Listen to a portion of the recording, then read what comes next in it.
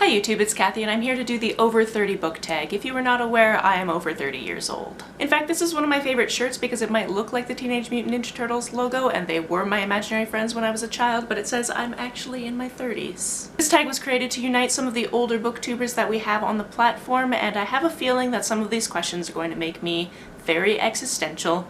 But we're doing it anyway, let's see what happens. Although she didn't tag anybody, I saw this over on Jashana's channel, so I'll link her video down below. Prompt number 1 is to name a book that has a protagonist who is over 30, and I'm not 100% sure if this person is over 30, but I read them as over 30, so we're going with it. The book in question is It Devours. This is the second Welcome to Night Vale novel, and the protagonist of this is Nalantana, and she's a scientist, and I've always pictured her at least 30 years old.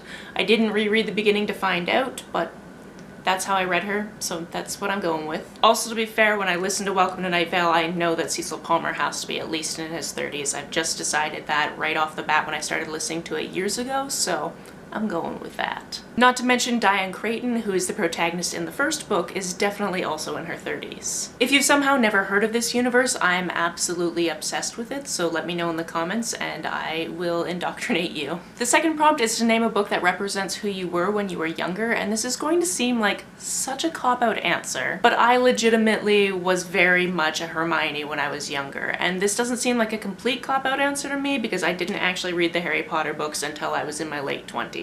Hermione is always about getting the best grades and doing the best she can in class, and that was me to a T. At my high school, you needed, I think, 50 credits to graduate, and I think when I graduated I had over 80. In fact, the way the music program worked, you would alternate between chorus and band on alternating days. And I wanted to join chorus. I had never been in band, and instead of just taking a spare at that time, I joined band in grade 12. So yes, I played a lot of auxiliary percussion. High school Kathy could have definitely used a time turner. Number 3 is to name a book that represents where you are in life, and this is where I might get a little bit existential, and it's gonna be weird because the protagonist of this book is not my age, is actually much younger than my age, but I identify with her for reasons that I guess we'll discuss. The book in question is The Brightsiders by Jen Wilde. This book is about Emmy King. She's a drummer in a band called The Brightsiders. She's independently wealthy. She's basically just waiting to turn 18 so she can buy a house. Her parents are not really in the picture and are kind of horrible people, and she's got a lot going on. Basically, I identify with this because Emmy really needs to get her shit together, and I don't know if I'll ever have my shit together. Not to mention there are very many people in my life that are on very traditional life paths, like go to school, get married, have children, buy houses, and I have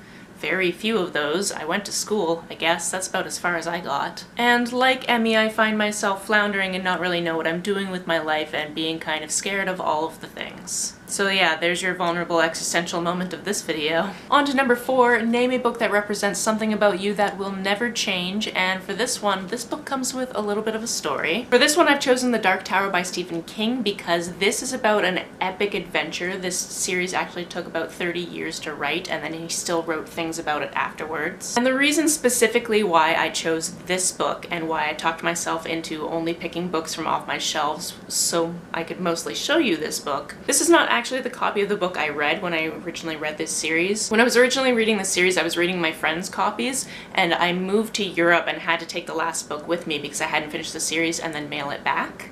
This is a copy I found in a hostel in one of those take a book, leave a books when I was living in Edinburgh, and I took it without leaving anything, which sounds horrible, but I also leave books in those things all the time without taking one, so I feel justified on like a global scale as opposed to that one specific bookshelf. The reason why I took this copy is because I needed a symbol out of it. I'll find the symbol on the page later, but basically I can show you exactly what the symbol looks like because when you open this copy, you have this drawn copy of the symbol in question.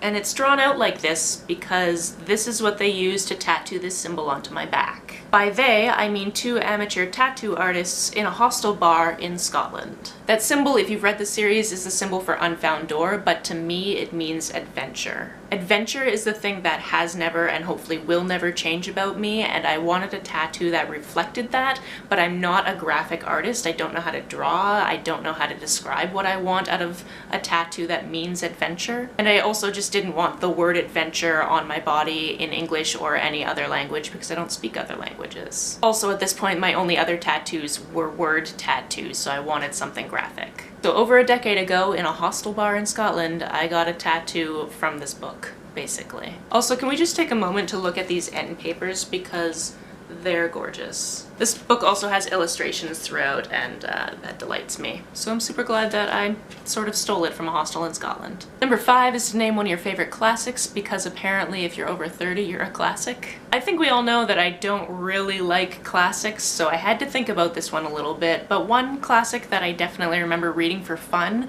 was The Picture of Dorian Gray by Oscar Wilde. This is a bind-up of all of Oscar Wilde's stuff, but this is actually where I read The Picture of Dorian Gray. But I remember reading it in high school, really enjoying it, despite the fact that the guy that I was seeing at the time spoiled it for me. And I've also actually seen Picture of Dorian Gray done as a ballet at the Edinburgh Fringe Festival, and it was amazing. I, of course, am also a very big fan of The Importance of Being Earnest, which is one of his most famous plays, and apparently at some point I was doing a reread back in 2002, because that's where this bookmark is from. Apparently in my reread I stopped on chapter 7 and forgot I was rereading. And then the last prompt is the only one I don't have a physical book for, because I actually left my physical copy in Scotland. This prompt is to name a book that you like or would like to read that was published in the year you were born. And for this one I chose It by Stephen King.